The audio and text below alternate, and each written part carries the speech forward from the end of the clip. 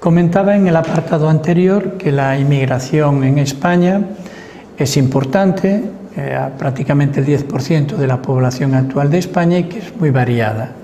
Aquí hay unas estadísticas donde en el cuadro vemos como países como Rumanía, Marruecos, pero también países europeos como Reino Unido, Italia,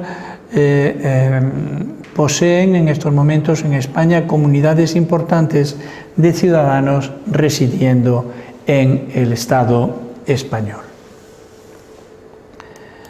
Los principios que inspiran la política de migración española son los siguientes: gestión de los flujos de migración laboral de acuerdo con la situación de empleo en España, integración social de los inmigrantes, lucha contra la inmigración irregular y relación con terceros países en materia de inmigración.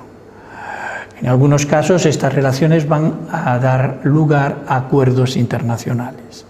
El órgano que se ocupa de estas cuestiones es la Secretaría de Estado de Migraciones, que depende del Ministerio de Trabajo, Migración y Seguridad Social. A él le corresponde desarrollar la política de migración definida por el Gobierno español con respecto a la inmigración, a la integración de los inmigrantes y a la ciudadanía española. Pero los extranjeros que residen en España no siempre van a estar en posesión de otra nacionalidad y además están en posesión de una nacionalidad de manera efectiva. De ahí que para acabar esta lección me vaya a referir a los regímenes cualificados de extranjería, en concreto al asilo, al refugio y a la apatridia. Comenzando por el asilo. El asilo es la protección que un Estado ofrece a personas que no son nacionales suyos, cuya vida o libertad están en peligro por actos, amenazas y persecuciones de la autoridad o autoridades de otro Estado, o incluso por personas o multitudes que hayan escapado al control de dichas autoridades. Pensemos en los estados en descomposición o los estados fallidos. El asilo puede ser un asilo diplomático o un asilo territorial.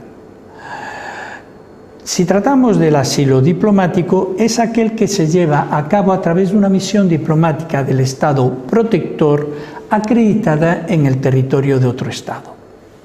El presupuesto de esta institución es que los locales de las misiones diplomáticas gozan de inviolabilidad, lo que comporta la imposibilidad de que los cuerpos y fuerzas de seguridad de los agentes del Estado receptor entren en dichos locales.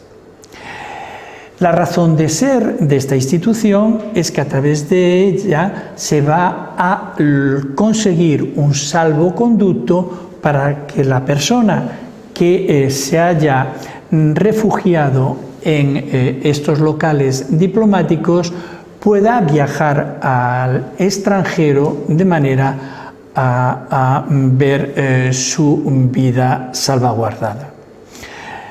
¿Es una institución de derecho general, internacional general? No, es una costumbre regional, como ha dicho la Corte Internacional de Justicia en el asunto Víctor Raúl de la Haya de la Torre de 1950, por tanto, es una institución que afecta a los países y no a todos, a ciertos países latinoamericanos.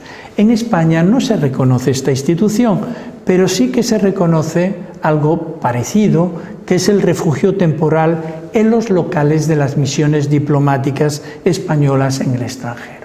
La práctica al respecto, por lo que respecta a España, es muy abundante. Podemos recordar, por ejemplo, el asunto del sargento ecuatoguineano Micó en 1983, o el asunto mucho más reciente del líder opositor venezolano Leopoldo López en Venezuela en el año 2019. En cuanto al asilo territorial, es el que se presta en el estado del Estado receptor en el territorio del Estado receptor y consiste en acoger a la persona nacional de un Estado distinto objeto de persecución política o ideológica. La Declaración Universal de Derechos Humanos nos dice que en caso de persecución toda persona tiene derecho a buscar asilo y a disfrutar de él en cualquier país. Ahora bien, no se trata de un derecho del particular, sino de una concesión graciosa del Estado receptor.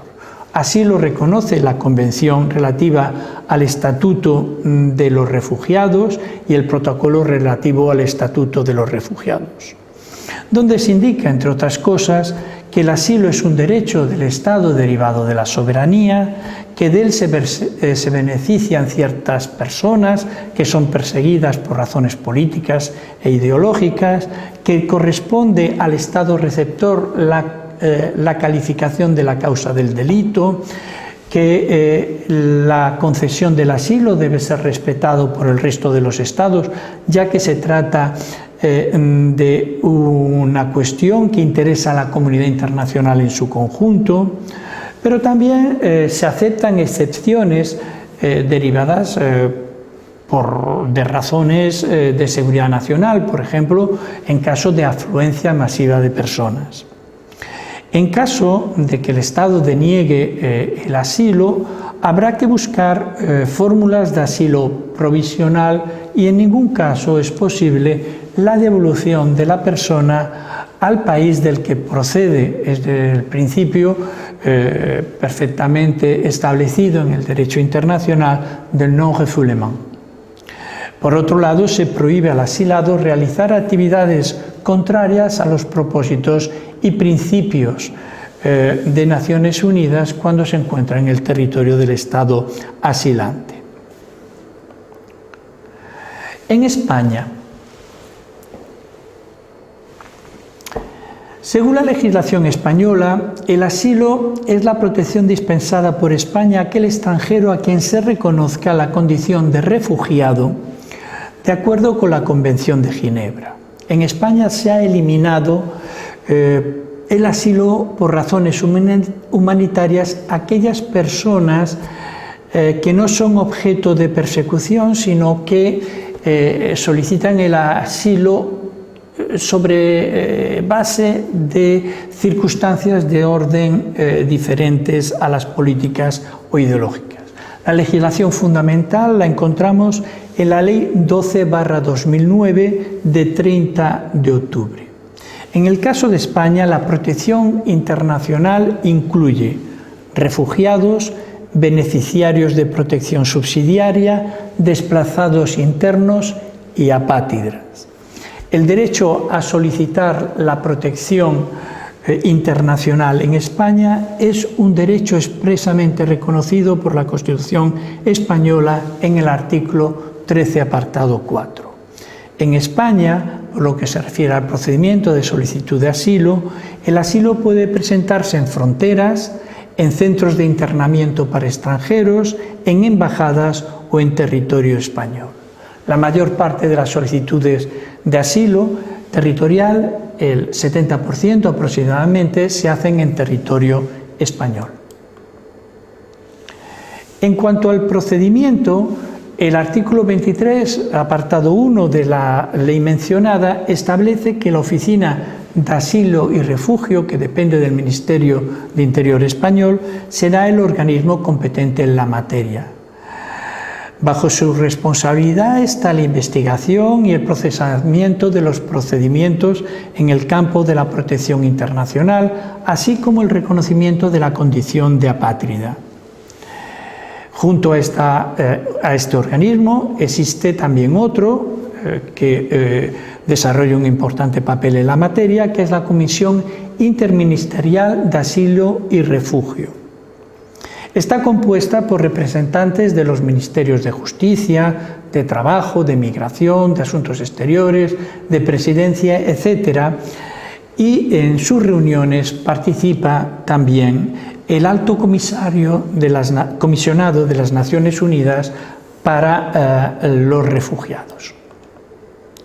El procedimiento puede ser en embajada, En este caso, lo que hace el personal de la embajada es garantizar el traslado de esta persona a territorio español.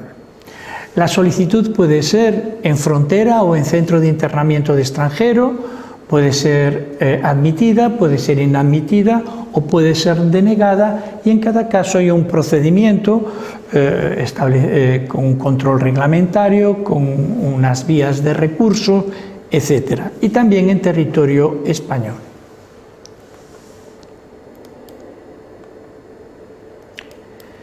Las solicitudes de asilo en España, por poner algún ejemplo, en 2018 han conocido desenlaces favorables y desfavorables. Por lo que respecta a las resoluciones favorables, han sido el 24% y en la mayor parte de los casos se han referido a protección subsidiaria más que al estatuto de refugiado. En cuanto a las desfavorables, estas han sido la mayoría, el 76%, 8.980 resoluciones desfavorables. La Apatridea es la institución por la que voy a finalizar la lección primera referida a la nacionalidad y extranjería. Es un caso particular de extranjería. Es el que afecta a toda persona que carece de nacionalidad. Esta situación puede deberse a distintas circunstancias, por ejemplo, a las diversas regulaciones de los derechos internos respecto de quiénes son sus propios nacionales, porque se entrecruzan, por ejemplo, los criterios de ius sanguinis y ius soli. Pero la apatría también puede surgir como pérdida de la nacionalidad que se detentaba, pérdida legal de la nacionalidad producto de determinadas concepciones jurídicas. Por ejemplo, la mujer que sigue la nacionalidad del marido, si pierde la nacionalidad, ha perdido ya la nacionalidad que tenía de origen, por filiación, por adopción, etc. O la pérdida de la nacionalidad puede deberse a una sanción por motivos políticos, por traición, por ejemplo, en un conflicto militar. España es uno de los pocos países que cuentan con un procedimiento específico para el reconocimiento del estatuto de apatridia. La existencia de un procedimiento específico en el ordenamiento jurídico español, a nuestro entender, confiere un considerable grado de seguridad jurídica al demandante de este estatuto. La Subdirección General de Protección Internacional y la Oficina de Asilo y Refugio tienen encomendada la tarea de tramitar las solicitudes para el reconocimiento del estatuto de apatridia, de acuerdo con la Convención de las Naciones Unidas sobre el Estatuto de los Apátridas de 1954, del artículo 34.1 de la Ley Orgánica 4/2000, a la que antes nos referíamos, y del Real Decreto 865/2001, al que también nos hemos referido, por el que se aprueba el reglamento del reconocimiento del Estatuto de la Apatridia.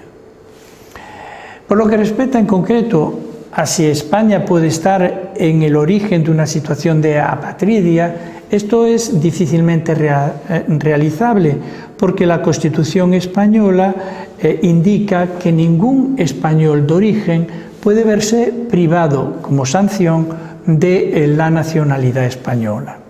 En cuanto a los españoles por adquisición, dicha pérdida como sanción se prevé en el artículo 24 de la Constitución española.